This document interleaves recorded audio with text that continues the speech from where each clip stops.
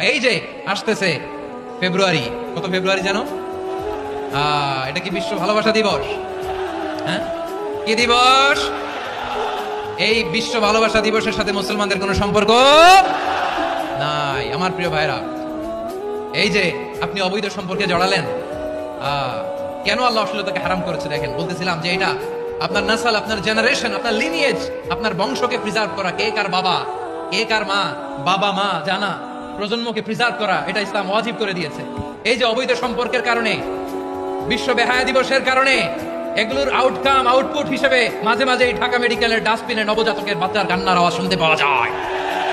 চট্টগ্রাম মেডিকেলের ডাস্টবিনে নবজাতকের কান্না শুনতে পাওয়া যায়।